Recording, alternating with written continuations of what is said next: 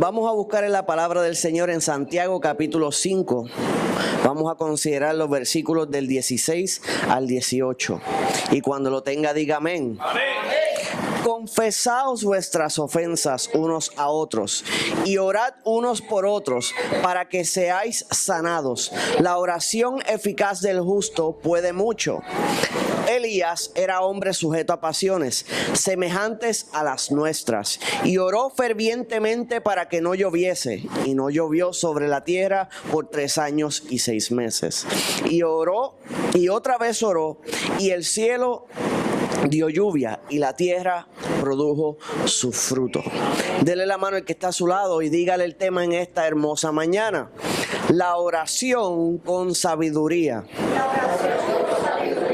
La oración con sabiduría. Estos próximos domingos, si el Señor así lo permite, vamos a estar hablando de la oración constantemente. Vamos a hablar de las distintas palabras hebreas y griegas para la oración. También vamos a estar hablando sobre las oraciones que cambiaron el mundo. Así que vamos a estar entrando estas próximas semanas en el tema de la oración fuertemente, porque el Señor nos instruyó que en este tiempo final la oración sería crucial. Amén.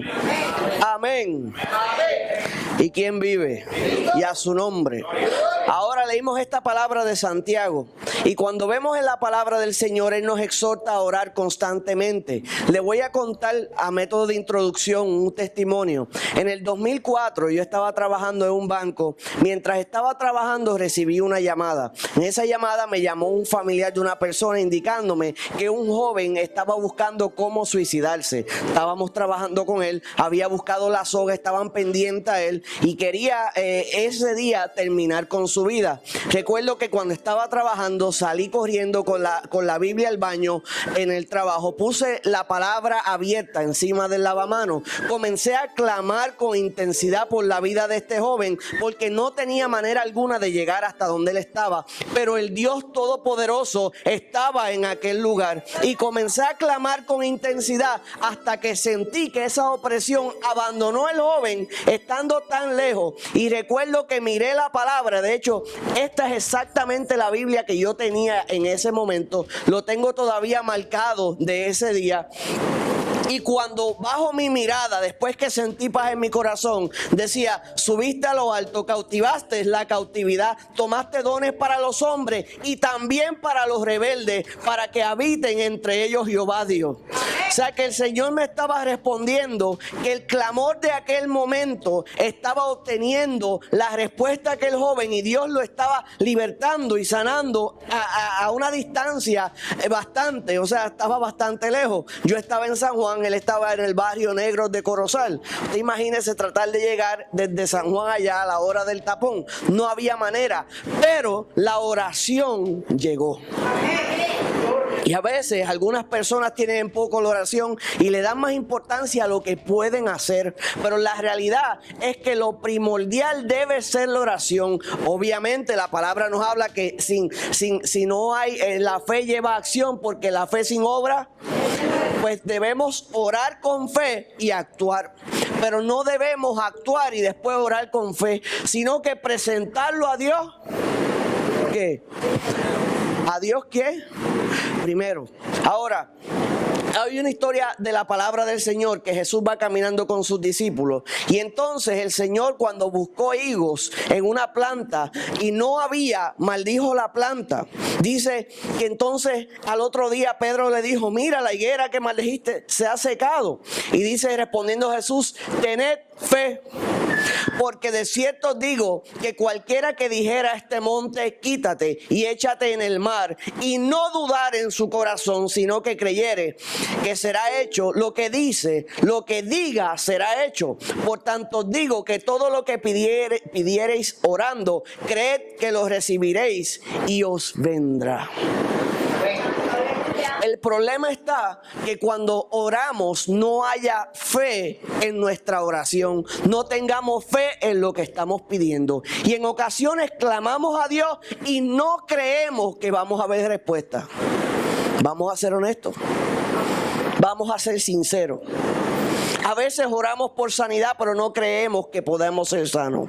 A veces oramos por liberación, pero no creemos que pueda haber libertad. A veces oramos que queremos que el Señor abra una puerta, pero honestamente no creemos que Dios lo pueda hacer.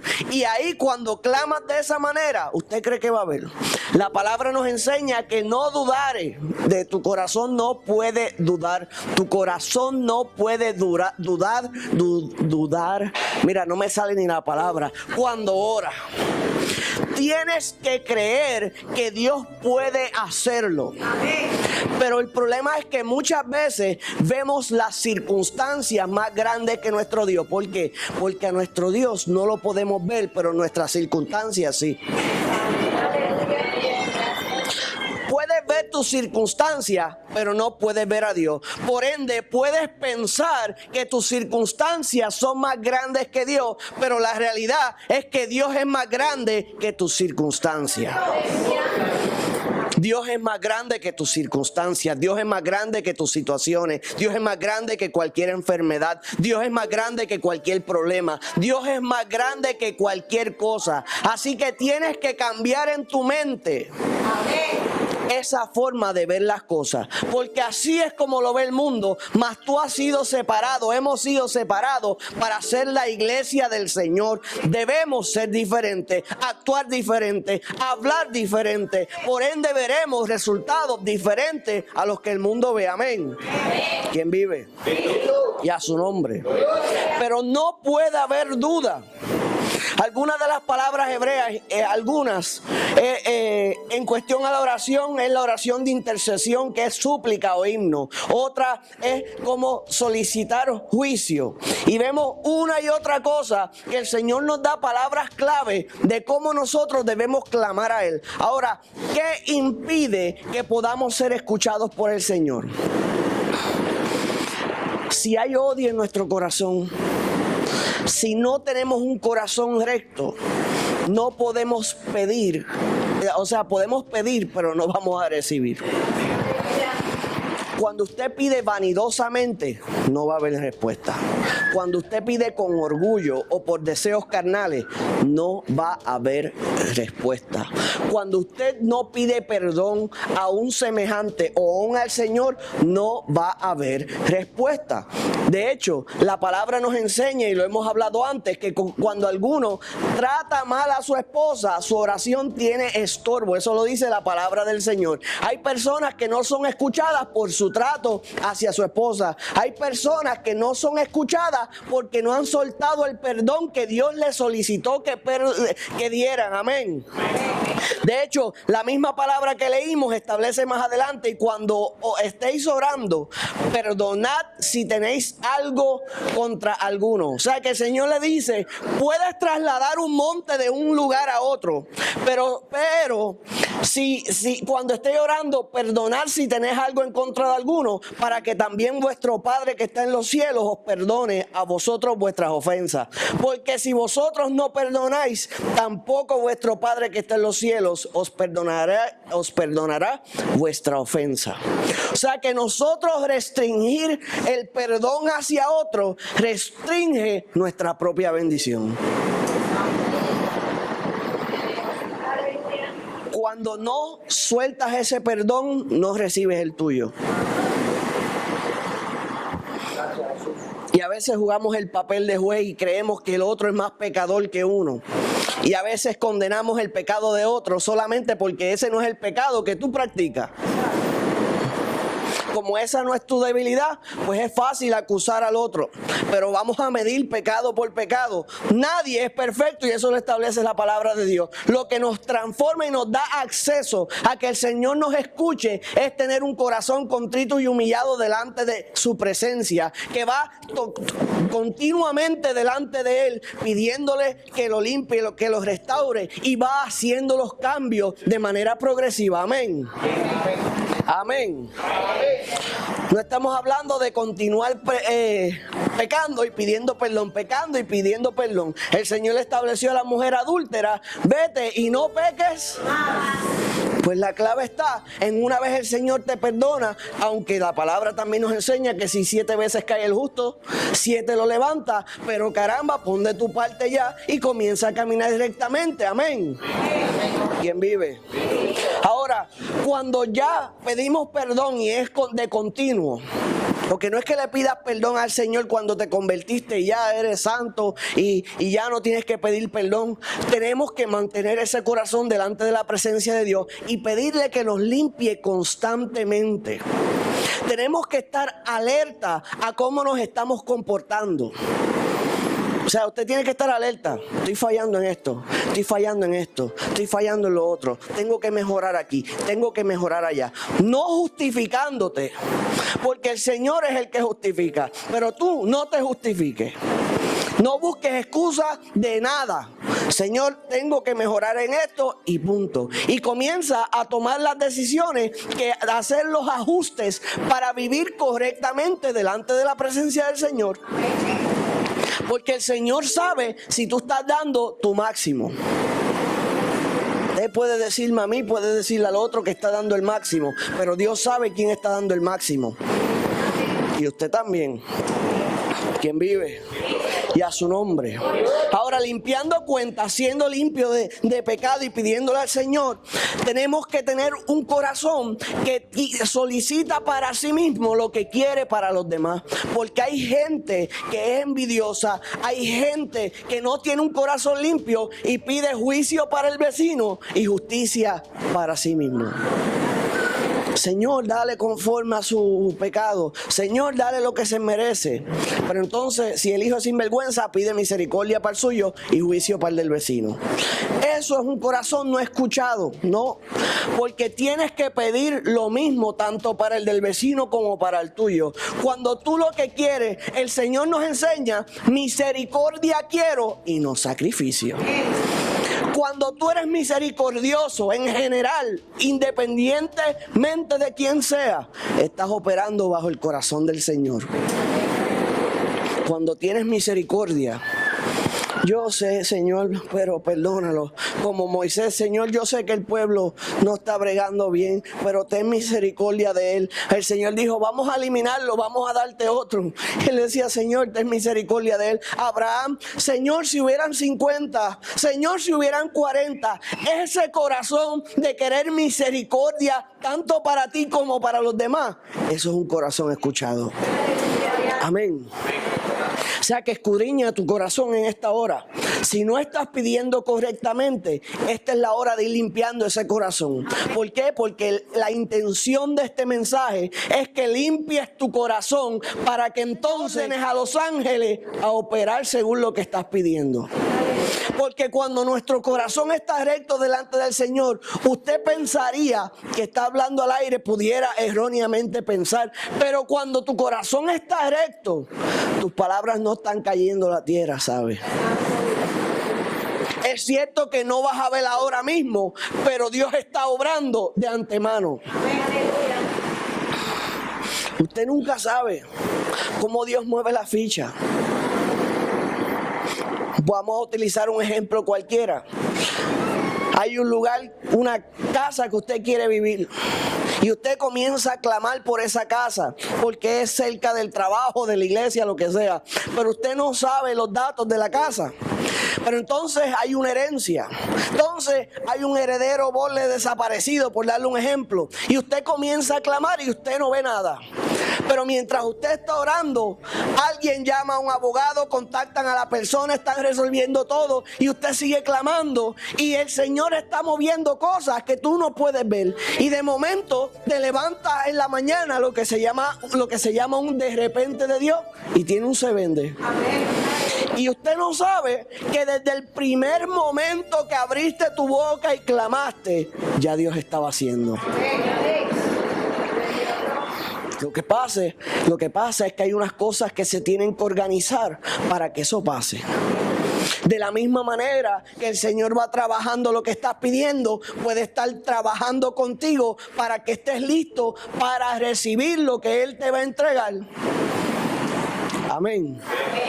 Porque un gran número de veces la bendición está lista, el que no está listo es el recipiente.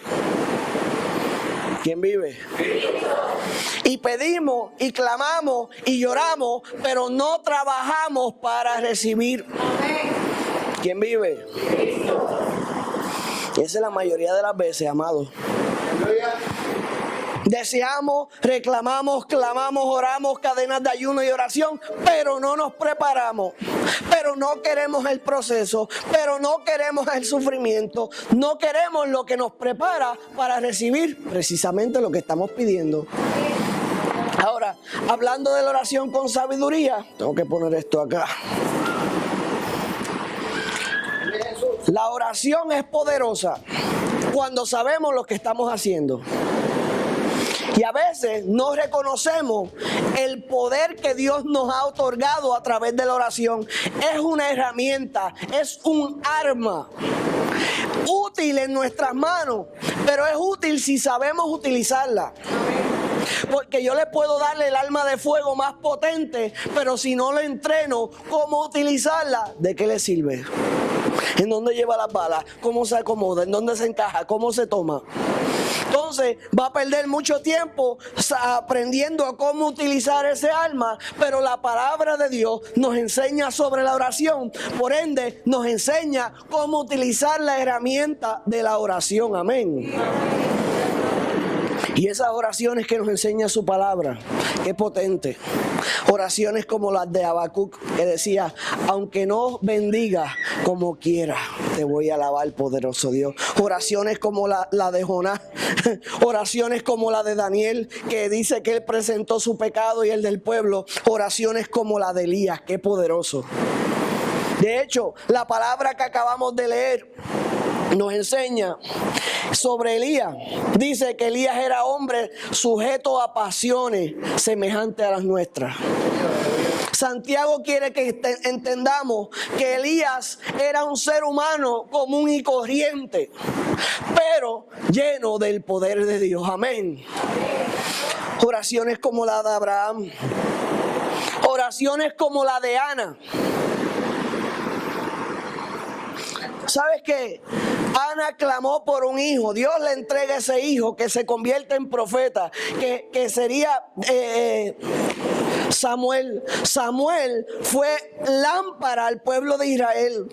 El sumo sacerdote no le llegaba en rectitud espiritual a él. Él fue ejemplo a todo su pueblo. Él fue el que ungió al rey David.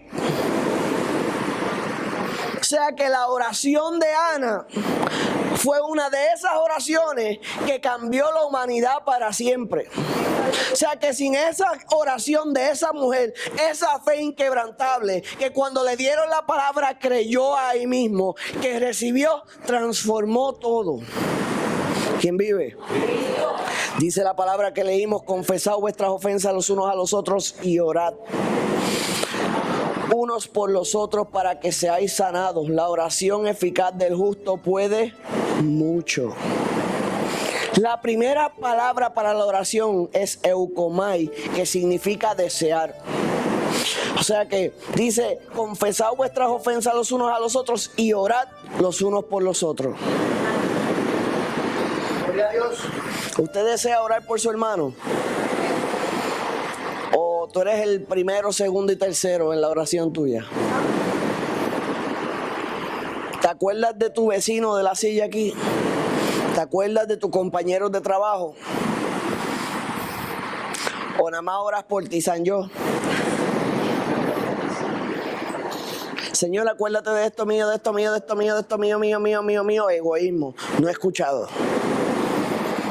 Pero Señor, acuérdate de este, del otro, de esta situación. Señor, quiero hacer esto para ayudar allá, para ir allá, para resolver acá. Cambia las cosas. Porque tenemos que tener a nuestro Señor primero. ¿Eh? ¿Quién nos amó primero?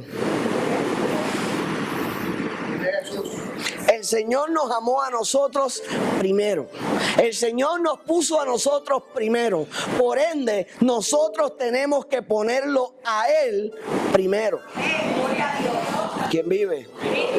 Dice, confesad vuestras ofensas unos a otros y orad unos por otros para que seáis sanados. La oración eficaz del justo puede mucho. O sea que cuando clamamos tenemos que suplicar por los demás, clamar por los demás, presentar a los demás, confesándonos los unos a los otros la falla. Ponme en oración, me está pasando esto. Ponme en oración, esto está pasando. Necesito refuerzo. ¿Cuántas veces, cuánto nos ayuda un refuerzo? Usted no ha visto los equipos de baloncesto, los equipos de voleibol. A veces ganan el juego por los refuerzos que trajeron. ¿Usted no ha visto? El equipo de voleibol de tal pueblo trajo refuerzos de Brasil, trajo refuerzos de aquí, trajo refuerzos de allá.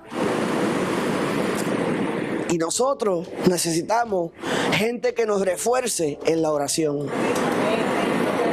Usted va a las columnas de oración, a la gente que usted sabe que es gente santa, gente que ama al Señor y dice, tengo esta situación, apóyame en oración.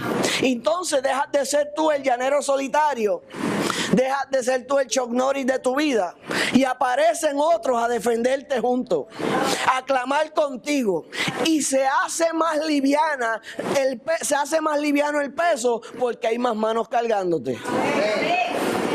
Y se siente la diferencia cuando ora. Usted siente ese respaldo en la oración porque pidió ayuda. Porque pidió ayuda. Porque pidió ayuda. Amén. Ahora, la oración eficaz del justo puede mucho. Energeo es la palabra griega. La oración activa, la oración ferviente, la oración poderosa. Eso es lo que significa eficaz, según el griego. O sea que la oración activa y ferviente, vamos a decir la oración con sabiduría, pues es eficaz. Porque cuando clamas ignorantemente, ¿qué puede pasar? Recuerdo cuando tenía como 12 años. Mami quería cazar una boxer y nos trajeron un perro, pero el perro era medio loco. Entonces, yo abrí el portón y el perro se fue corriendo. Y mami se puso histérica. Ese perro va a morder a alguien si alguien... Usted sabe cómo las madres tienden a ponerse exageradamente trágicas. Le digo un resumen. Ese perro se va a morder a alguien, nos van a demandar, nos van a quitar la casa y vamos a estar todos en la calle porque soltaste el perro. No es broma, eso me dijo. Yo dije, dejé salir el espejo, ahora voy a vivir debajo de un puente. Comencé a clamar. Yo le creí cuando me dijo eso, ¿sabes? Y comencé a clamar con lágrima viva. Y ella se fue en el carro a buscar el perro a ver cómo hacía. Y yo comencé a clamar y a clamar y a clamar. Y el perro loco ese le escuchó en el auto, se le fue detrás y siguió el auto hasta la marquesina. Y yo dije, diache, tu oración trae hasta los perros, Señor. Yo no podía creerlo porque el perro era salvaje. Usted sabe esos perros que son como locos, que se dan vueltas y brincan. Y no, usted dice, ese lo cruzaron con el hermano o algo así. ¿Sabe? Que se ven medios locos. Pero el perro lo siguió el auto fiel ahí detrás, marchando como un caballo de paso fino, hasta que entró en la marquesina y el perro entró. Y yo no podía parar de darle gracias a Dios. Porque yo clamé creyendo, usted sabe, para mí eso era una tragedia. Pero el Señor le respondió. El Señor respondió. El Señor respondió. Porque Él sabía mi intención, mi preocupación, cuánto peso yo sentí en el momento. Y Él me mostró que cuando se ora eficazmente, Él responde. Amén. Y después estábamos locos por dárselo para atrás al dueño. No lo pedimos de nuevo, ¿sabes? Ahora, nos enseña la palabra que Elías era un hombre justo, un hombre sujeto a pasiones semejantes a las nuestras, y oró fervientemente para que no lloviese. Y no llovió sobre la tierra por 3 años y 6 meses. Yo no sé si usted ha observado en los libros de Reyes y Crónicas cómo Elías oraba, pero era una cosa impresionante. Porque no habían peros. Usted veía como decía, Señor Dios de Abraham, de Isaac y de Israel, te pido en esta hora, y como él no era el centro de la oración, sino glorificar a Dios. Todas sus oraciones decía, por ejemplo, desciende fuego para que ellos sepan que hay Dios en Israel todavía. O sea, no decía, Señor, respáldame aquí porque esto y que lo otro. Él ponía al Señor primero. Esto se trata de ti, no se trata de mí. Parar el cielo y que no llueva, se trata de ti, no se trata de mí. Que se abran los cielos, se trata de ti, no se trata de mí. Y cuando dejamos de ser el personaje de la historia y comenzamos a poner a Dios primero, entonces las cosas empiezan a cambiar. Amén. Ahora, Elías estaba sujeto a pasiones semejantes a las nuestras, y Dios escuchó como quiera. ¿Quién vive? O sea que Dios te puede escuchar a ti. No se trata de que tú tienes que ser una superestrella que tiene que pasar contigo como pasó con Juan el Bautista, que el Señor declaró que tu llegada venía y que estaba al lado del altar de incienso y que tu mamá tenía avanzada en edad y que se quedó mudo tu papá. No necesitas una entrada de esa manera. Lo único que necesitas es creer que a quien tú sirves es un Dios todopoderoso, que cuando tú le clamas, Él responde. De hecho, cuando analizamos la vida de Elías, no sabemos nada de su pasado. Nada. Lo único que sabemos es de dónde era. Y que él hace referencia a sus padres. Dice, no soy yo mejor que mis padres. No sabemos cuál es su comienzo, pero sí sabemos cuál es su final.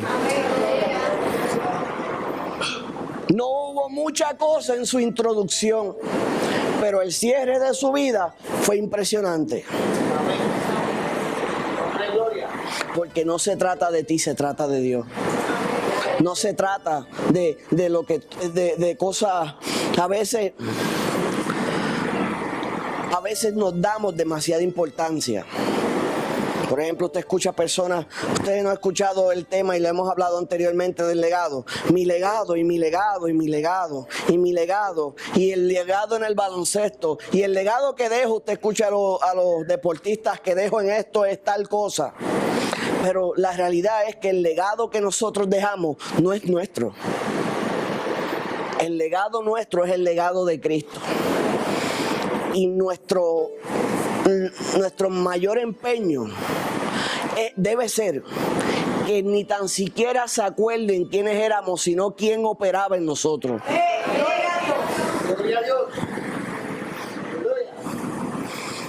¿Captó eso? ¿Quién operaba en nosotros? ¿Quién caminaba con nosotros? Porque siempre toda la gloria y toda la honra, ¿de quién es? ¿De quién? ¿De quién? Y oró otra vez, y el cielo dio lluvia, y la tierra produjo su fruto. O sea, que el Señor es Dios todopoderoso, que tanto abre los cielos como los cierra. Y cuando nosotros estamos sincronizados con el Señor, sabemos cuál es la voluntad de Dios y pedimos conforme a la voluntad de Dios. Cuando no hay respuesta, cuando no estamos unificados o más bien sincronizados con el plan de Dios.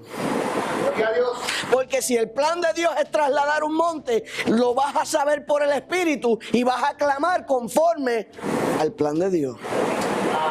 Pero cuando hay una desconexión con el Señor, vas a decir un reguero de disparate. Vas a pedir lo que tú quieres. Vas a pedir lo que tú quieres ver. Recuerdo un testimonio de un joven que decía que él no creía en el Señor porque él una noche tenía miedo y dijo, Señor, si eres Dios, prende la luz. Y que la luz no se prendió. Y que ya no creía en el Señor. Y ya era un adulto diciendo esa tontería. Y cuando le preguntaban por qué no creía en Dios, porque no le prendió la luz. Yo creo que si tenía 8 años, la edad que tenía espiritualmente seguía siendo 8 años. porque de eso no se trata. Oh, pero clama solicitando sanidad, creyendo en tu corazón y será. Clama pidiendo restauración, creyendo en tu corazón y la verás. No pida que te prenda la luz. ¿Quién vive? Y a su nombre. Pero la intención de este mensaje es que escudriñes tu corazón de manera que tu corazón esté alineado con los planes de Dios. ¿Cómo sabes que tu corazón está alineado? A través de la oración.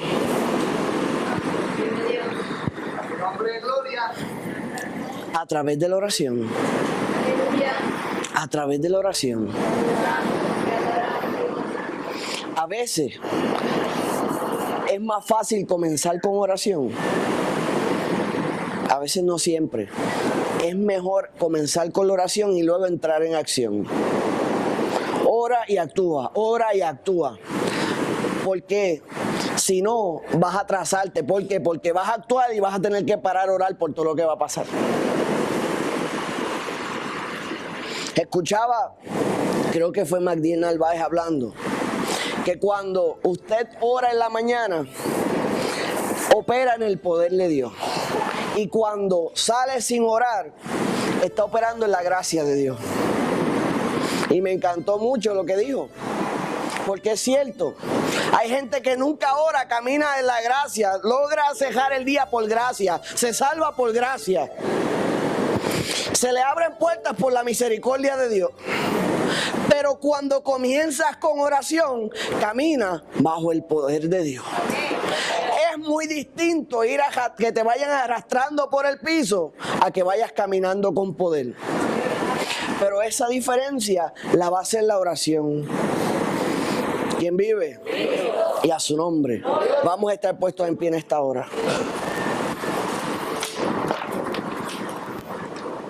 Poderoso Dios y Padre Celestial, en esta hora nos encontramos delante de tu santa y hermosa presencia. Te damos gracias porque has sido más que bueno, oh Dios. En esta hora yo te pido que pongas un deseo en cada uno de nosotros por aumentar nuestra vida de oración, oh Dios. Aumenta nuestro deseo por orar, por compartir contigo, por separarnos contigo, por tener conversaciones largas contigo, oh Dios. Ayúdanos a identificar todo aquello que impide que podamos accesarte y hablar, oh Dios, y te pedimos que nos aumentes cada día nuestra fe, que podamos entender que si pedimos creyendo, tú harás, poderoso Dios. Todo esto te lo pedimos en el nombre de Jesús. Amén y gracias, Señor.